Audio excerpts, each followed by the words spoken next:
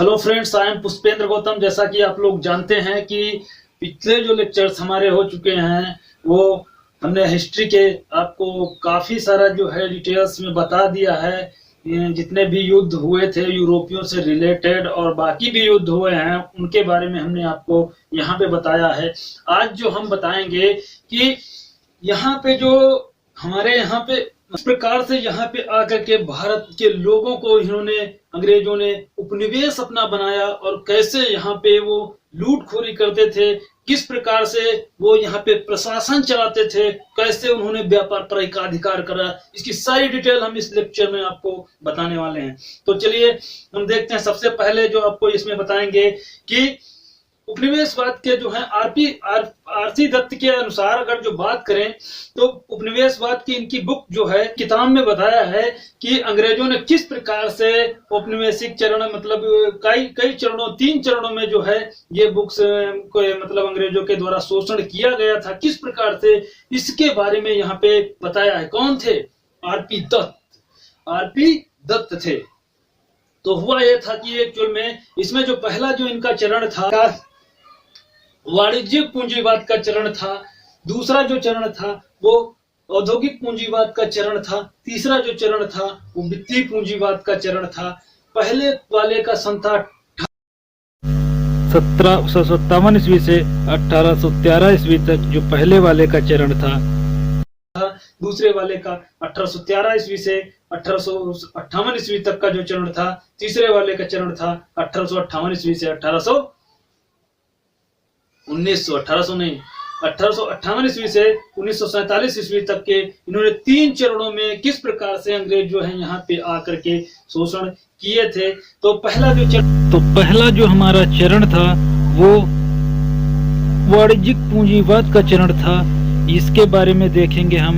ये जो काल था इसका 1757 ईस्वी से 1813 ईस्वी तक चरण। इसमें जो पहला पॉइंट है वो कह रहे हैं कि यहाँ पे जो अंग्रेज थे उन्होंने क्या किया था।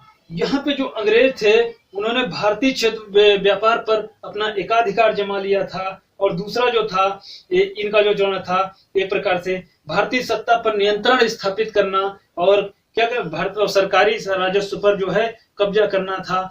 तीसरा जो इनका मुख्य उद्देश्य था यहाँ पर कि मतलब जो था वो भारतीय हस्तशिल्प उद्योग का क्या कर देना, यहाँ पे विनाश कर देना। मतलब जब यहाँ भारतीय हस्तशिल्प विनाश हो जाएगा तो एक प्रकार से हमारा जो मतलब एक प्रकार से जो हम माल तैयार करके लाएंगे वो यहाँ पे बिक्री होगी और उसी का जो है रेट निर्धारित किया जाएगा। उसी पर ये लोग क्या हो जाएंगे, निर्भर हो जाएंगे और वही चीजें इनको अच्छी लगने लगेंगी और वही चीजें हमारे मार्केट में क्या होंगी, बिकेंगी भी। और हमें जो है इससे क्या होगा, इन पर जो है एक प्रकार से हमें जो है शासन करने का अधिकार मिल जाएगा। मतलब अगर जो किसी पर भी आप शासन करना चाहते हैं तो उसकी आर्थिक स्थिति को सबसे पहले कमजोर कर दीजिए या उसको ऐसी चीजों में डाल दीजिए जो जिस चीजों पे वो क्या हो जाए, उसकी आर्थिक स्थिति डैमेज हो जाए।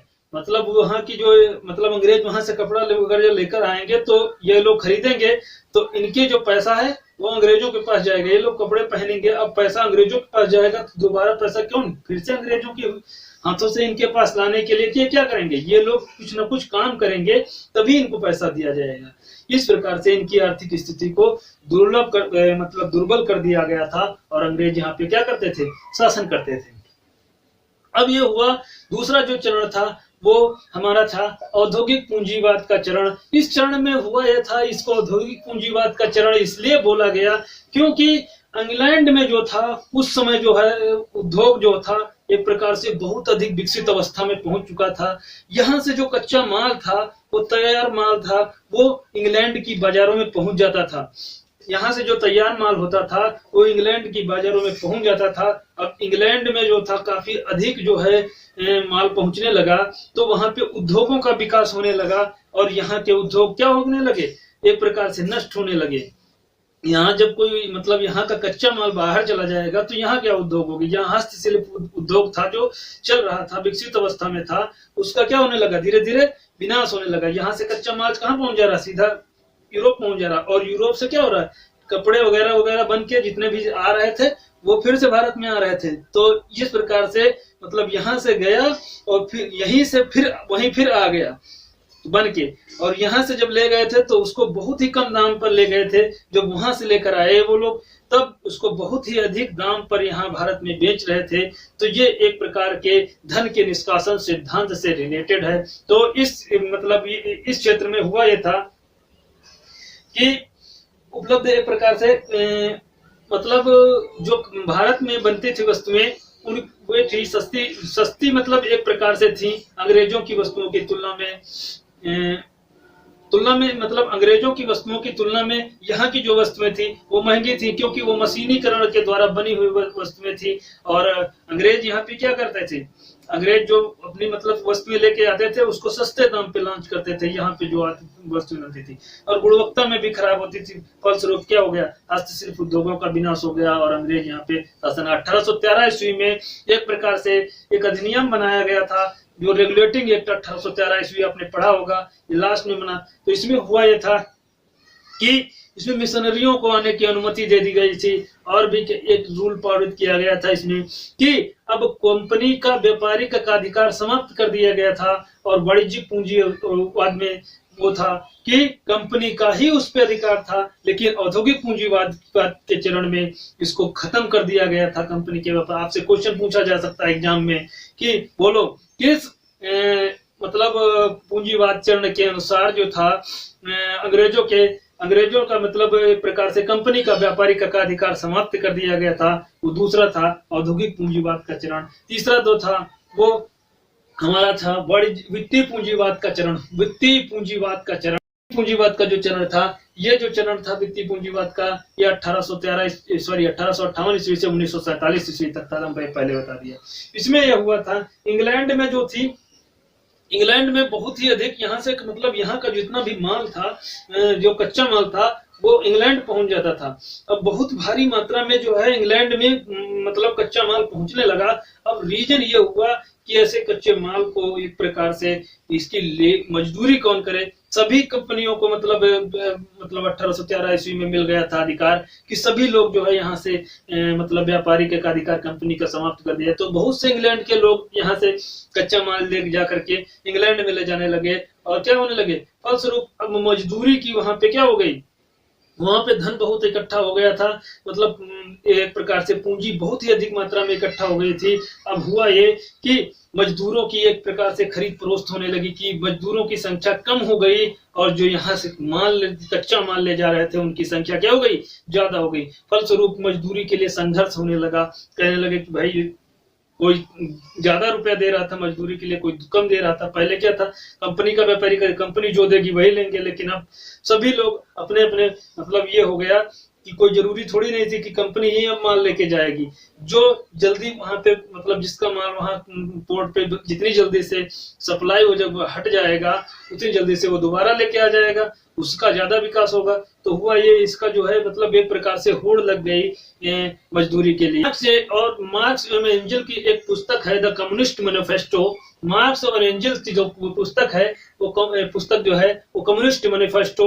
इसमें इन्होंने चर्चा इसका किया है कि अंग्रेजों ने भारत को एक प्रकार से अंग्रेजी भाषा में ये पुस्तक प्रकाशित हुई थी। किसकी, उन्होंने जो था भारत में पूंजी निवेश करने का एक प्रकार से निश्चय कर लिया कि अब हम क्या करेंगे, भारत में अधिक से अधिक पूंजी निवेश करेंगे, जिसके कारण क्या होगा, हमारा जो है शासन पर भी अधिकार बन जाएगा। तो हुआ भारत पर मजबूत पकड़ बनाने के लिए अंग्रेजों ने जो था सार्वजनिक ऋण देना प्रारंभ कर दिया। मतलब ये था कि सार्वजनिक ऋण दिया जाएगा। अब ये होगा कि जब हम सार्वजनिक ऋण देने की बात करेंगे तो होगा कि हमारा प्रशासन पे क्या हो जाएगा, कायदे से पकड़ बन जाएगी, और जो हमसे ऋण लेगा वो हमसे बंध जाएगा। एक प्रकार से वो एक प्रकार से क्या होगा, हमारी ही सुनेगा ना, ऋण तो पूरा नहीं कर पाएगा, इतना ब्याज हम लेंगे तो क्या होगा, हमारी ही सुनेगा। और किसी न किसी प्रकार से ये जो है फंसने की इनकी एक ट्रिक भी अपना ली। अगला जो था वो हमारा था कि अंग्रेजों का सबसे ज्यादा पूंजी जो है इस समय जो थी मतलब अंग्रेजों के पास पूंजी की मतलब बहुत ही अधिक मात्रा हो गई थी। तो इस समय जो थी अंग्रेजों की सबसे ज्यादा पूंजी रेलवे के विकास में लगी थी। आपको क्वेश्चन में हम बता रहे हैं कि 1753 ईस्वी में जो एक लॉर्ड डलहौजी के शासनकाल में एक मतलब रेलगाड़ी का मतलब विकास किया गया था। इसके में मतलब ट्रेन का जो है विकास कर दिया, मतलब विकास के लिए एक मतलब इसी क्षेत्र में इनकी पूंजी सबसे लगी थी। ये पूंजी इसलिए इन्होंने लगाई थी कि मतलब बाहर के जो लोग थे वो बहुत ज्यादा आ जाने लगे थे, तो व्यापार पर एकाधिकार बनाने के लिए इन्होंने क्या किया, व्यापार पे जब एकाधिकार हो जाएगा तो हम जो है एक प्रकार से ट्रेन से जो है जल्दी जल्दी माल जो है पोर्ट तक ले जाएंगे, बहुत तेजी से माल ले जाएंगे, तो बहुत जल्दी माल वहां से हम लेकर दूसरा पहुंच जाएंगे। तो जितने दूसरे व्यापारी हैं उनके तुलना में हम यहाँ पे काफी ज्यादा मुनाफा कमाएंगे, इसलिए जो है अंग्रेजों ने यहाँ पे रेलवे का विकास किया था। ठीक है, ये 1753 ईस्वी लॉर्ड डलहौजी के काल में हुआ था। ये क्वेश्चन आपसे पूछा जा सकता है, अंग्रेजों के 3 चरण। अब ये हुआ था भारतीय हस्तशिल्प उद्योग का विनाश। भारतीय हस्तशिल्प उद्योग का विनाश, भारतीय हस्तशिल्प उद्योग का विनाश। तो विनाश ये हो गया था कि इस समय जो था प्राग ब्रिटिश का जो मतलब उद्योग धंधे थे वो विकसित अवस्था में था। ब्रिटिश और अंग्रेज यहाँ पे आकर के यहाँ के उद्योग धंधों का क्या कर दिया, विनाश कर दिया। मतलब वो अपना माल लेकर यहाँ पे आए और उद्योग धंधों का विनाश हो गया। फलस्वरूप 1700 अब मतलब अधिक से अधिक जो है उद्योग धंधों का यहाँ का विनाश हो गया। लेकिन हुआ ये नहीं, इसके विपरीत भी हुआ कि इंग्लैंड में भी बहुत ही अधिक मात्रा में माल पहुंचने लगा।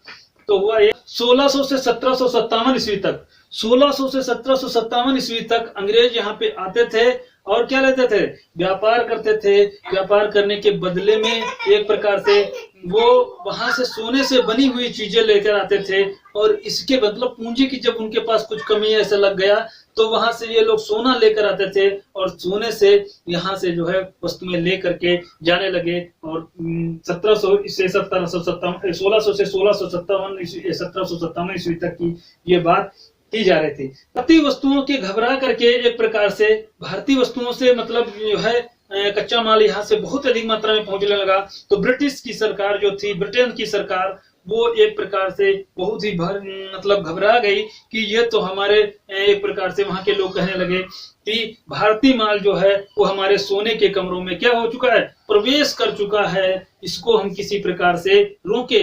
तो इसको रोकने के लिए एक एक्ट बनाया गया था।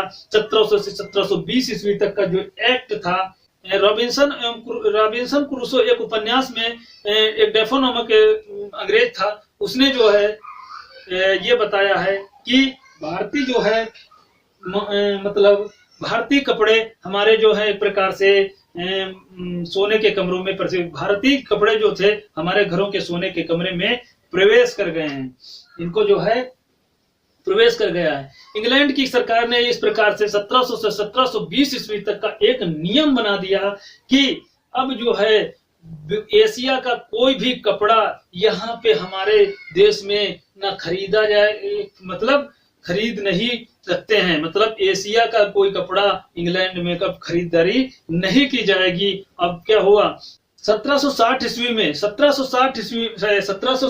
में एक विदेशी में एक प्रकार से एक महिला के पास विदेशी रुमाल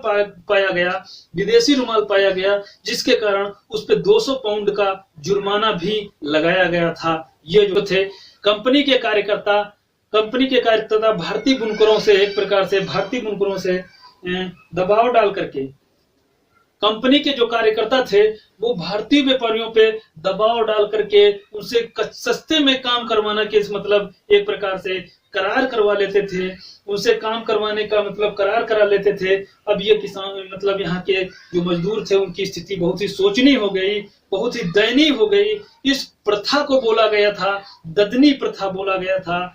इस प्रथा को क्या बोला गया था, ददनी प्रथा, मतलब एक करारनामा करा लेते थे जिसके कारण तुमको ये काम करना ही पड़ेगा। कैसा करार करा लेते थे कि तो इस प्रथा को जो है ददनी प्रथा बोला गया था। ऐसे में जो है कई बुनकरों ने जो है अपने क्या कर दिए थे, अपने जो है मतलब काम धंधे छोड़ दिए थे।